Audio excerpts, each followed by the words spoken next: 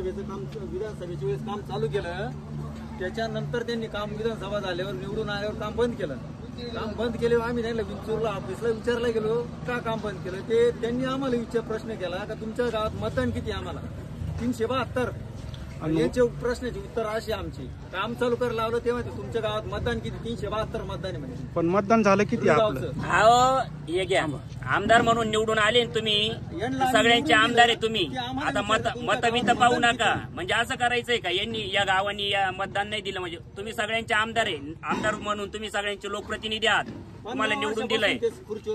गावातले मत मोजू नका. मग वाऱ्यावर सोडणार का एखादं मत कमी पडलं तर? सगळ्या गावांनी मिळून पडलंय ना 300 मतदान पडलंय. गावांनी निवडूनच दिलंय ना. मतदान केलं ना. किती मतदान आहे? प्रश्न विचारला किती मत दिले? अहो हा विषयच आला नाही पाहिजे. तुम्ही मत दिले का नाही दिले?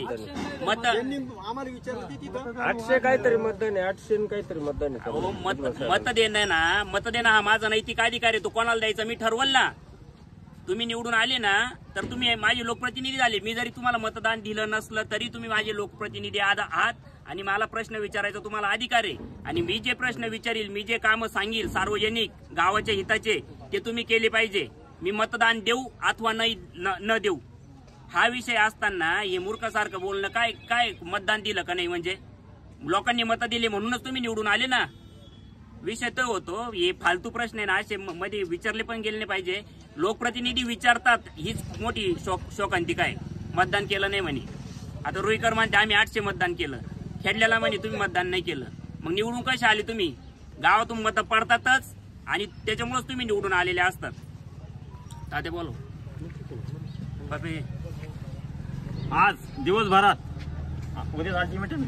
आज दिवसभरात शासनानं लोकप्रतिनिधी याच्यावर जर काही निर्णय जर नाही घेतला आणि उद्या आत्मदहनाचा इशारा या बांधवाला जर काही जर झालं तर संपूर्ण रुईच्या वतीने आम्ही आमच्या कोळगावच्या वतीने आणि खेडल्याच्या बांधवाच्या वतीने शासनाला असं सांगू इच्छितो की तुम्हाला खूप मोठ्या रोषाला सामोरं जावं लागेल. त्यामुळे तुम्ही आज संध्याकाळपर्यंत काय निर्णय घ्यायचा तो घ्या आणि या बांधवाला न्याय द्या.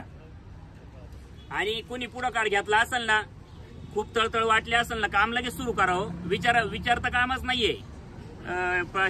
शासन बघितलं तर करून, प्रशासनाने बघितलं तर करू. केलंच पाहिजे काम लगेच. ही अवस्था पहा काय 3 दिवस झाले माणसाच्या पोटात अन्नाचा कण नाहीये.